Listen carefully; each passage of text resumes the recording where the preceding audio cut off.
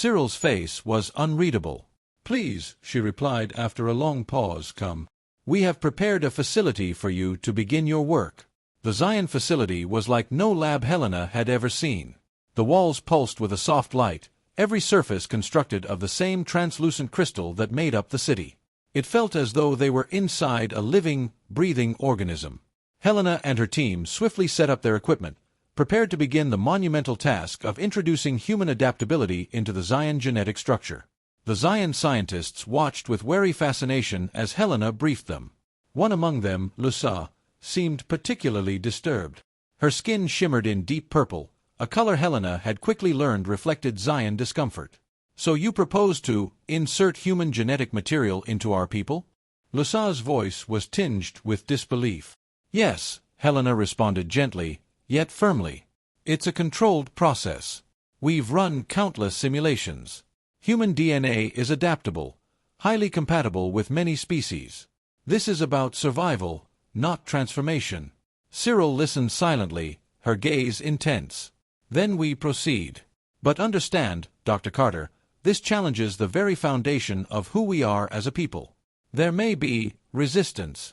Helena nodded. "We're prepared for that, Counselor. Whatever it takes to give your people a future." The mission ahead was fraught with challenges. It wasn't only science that would test Helena and her team, but the deep-seated beliefs and fears of an entire civilization. The fate of the Zion race now rested on a fragile balance, between science and belief, between survival and identity. As Rena's condition stabilized, her fertility restored and body thriving with the hybrid DNA, Helena was confident they were on the right track. But skepticism grew among Zion society, especially in the more conservative southern districts. Rumors took root, whispers that the hybrid DNA would corrupt their species, turning them into something grotesque, unrecognizable as Zion.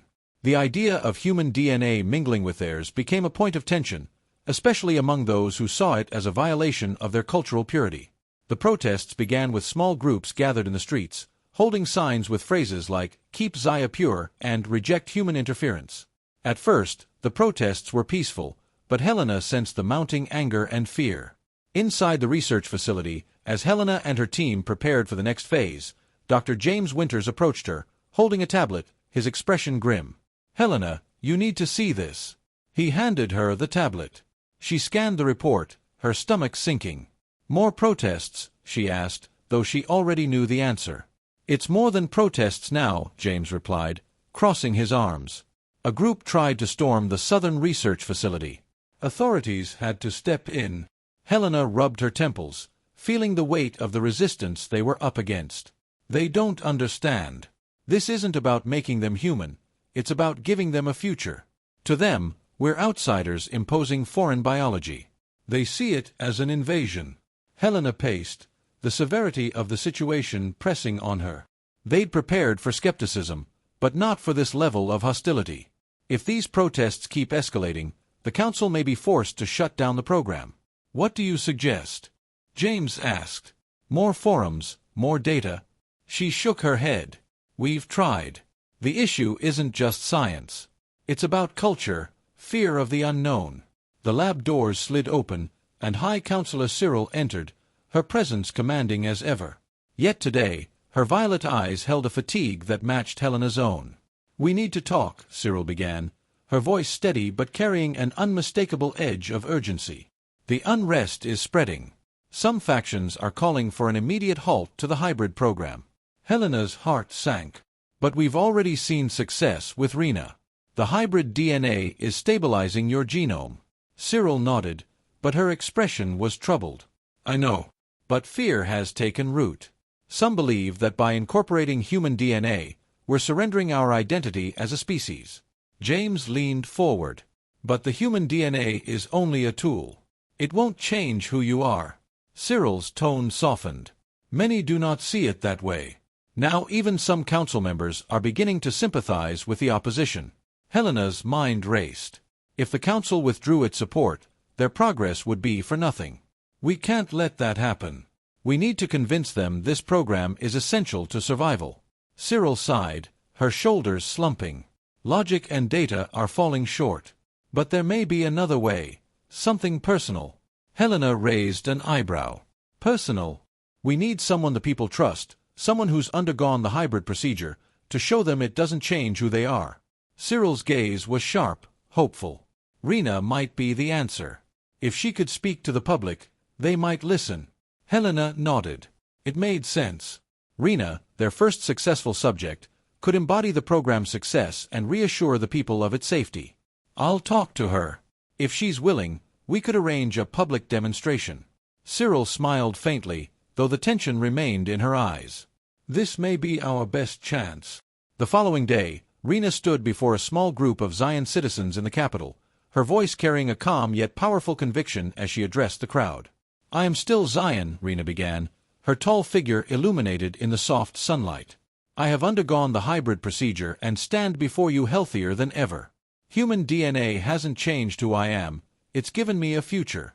A future for our children and the generations to come. The Solace, flagship of the United Earth Federation, sliced through the icy void of space, approaching Zyrex Prime. The hull shimmered, reflecting the eerie, distant glow of Zyrex's binary suns.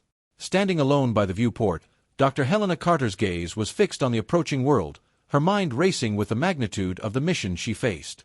In her reflection, she saw a woman in her early 40s, the hints of gray in her dark hair a testament to her decades as one of Earth's top xenobiologists. But even for her, this mission was beyond daunting, saving an alien race from extinction. Helena, a voice broke through her reverie. Dr. James Winters, her longtime colleague and fellow geneticist, joined her by the window, his eyes wide as he took in the vast unknown before them. Hard to believe we're the first humans ever to set foot on Zyrex Prime. No pressure, right? Helena allowed herself a faint smile. No pressure at all, she murmured, tightening her gaze on the massive planet growing larger in the viewport. Just the survival of an entire species. The Zions were unlike anything Earth had ever encountered. Tall, ethereal beings with translucent skin that shimmered like opals, reflecting a kaleidoscope of colors. Renowned for their bioengineering marvels, the Zions had long ago mastered their own genetic code, eradicating disease and imperfections. But now, their very existence hung by a thread, threatened by a mutation that weakened their immune systems and rendered them infertile, a mutation overlooked for centuries. The Zions faced extinction unless Earth intervened.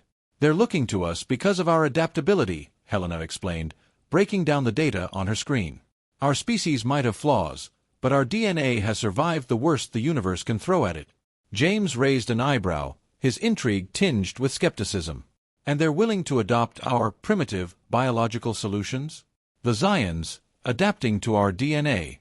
Helena nodded. They don't have a choice. Their engineered methods failed. If we don't act, they'll be gone in 2 generations. Just then, the ship's comms crackled to life, interrupting the somber discussion.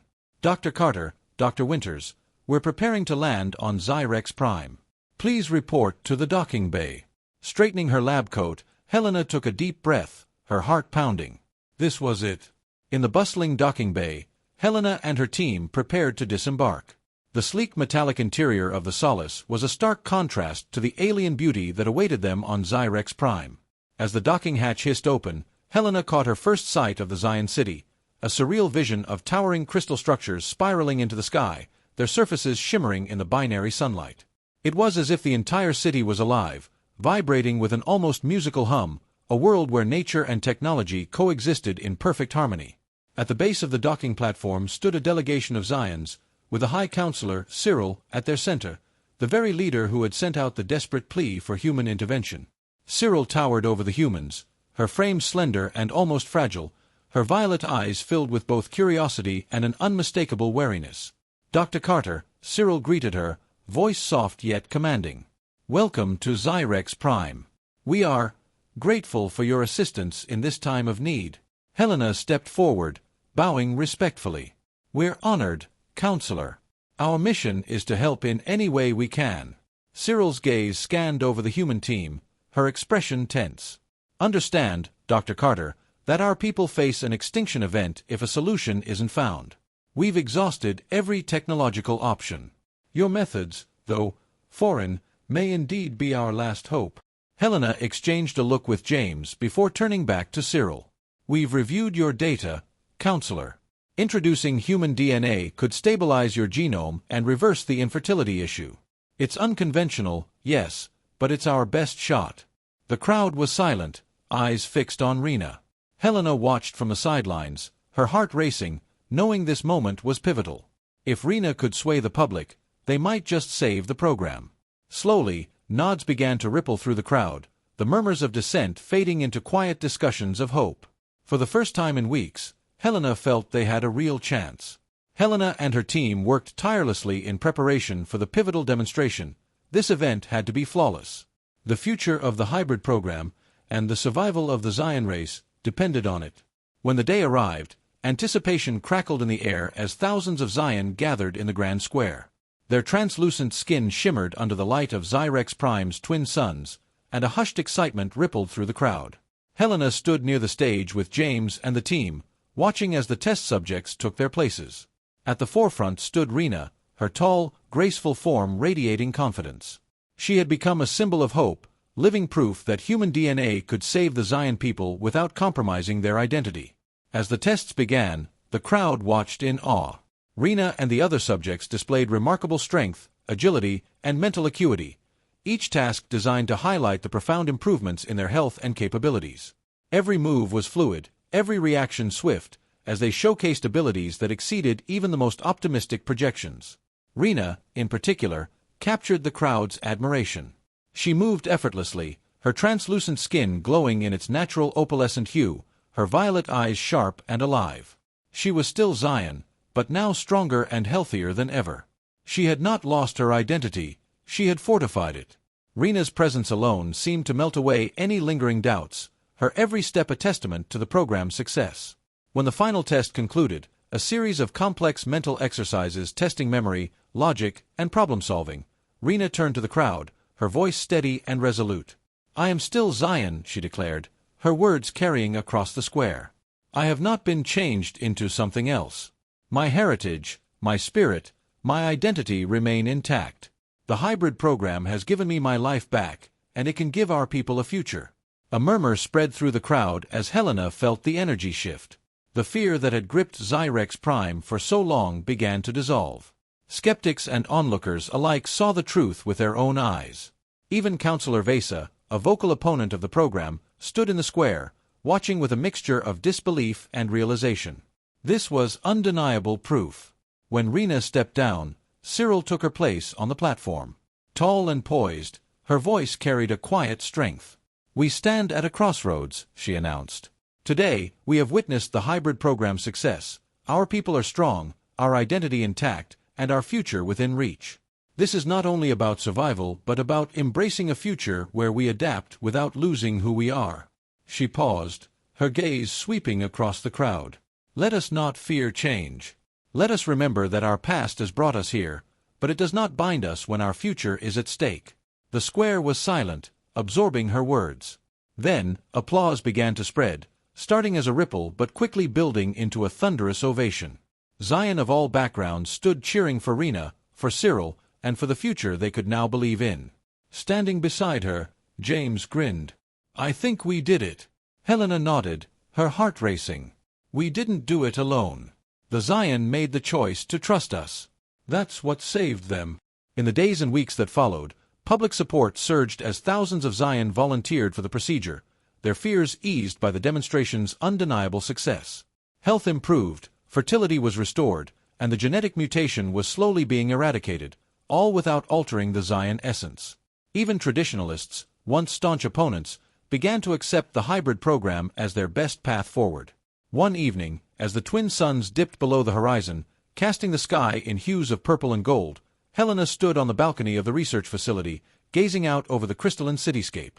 The air was filled with a gentle hum, the sound of a world given a second chance. Cyril joined her, her presence as calm as ever. "Thank you again, Dr. Carter. Your belief in us has given us a future. We will not forget what you've done." Helena smiled, her gaze still fixed on the horizon. "It wasn't just my work. It was your people's strength, their willingness to embrace the unknown. That's what saved you." Cyril's violet eyes glowed in the twilight. "Perhaps, but we could not have done it without you. You've shown us that survival does not mean abandoning who we are, but finding new ways to protect what we hold dear. Helena turned to face her, her heart full of gratitude. I'm just glad we could help. As night settled over the city, the stars above twinkling like distant promises, Helena knew that Zyrex Prime's future was secure. The Zion had chosen to evolve, to adapt, and, in doing so, ensured their survival. It was a new beginning for their species, a triumph that filled Helena with a profound sense of satisfaction. She had come to Zyrex Prime to save a people on the brink of extinction, and thanks to the hybrid program, they would continue to thrive for generations to come.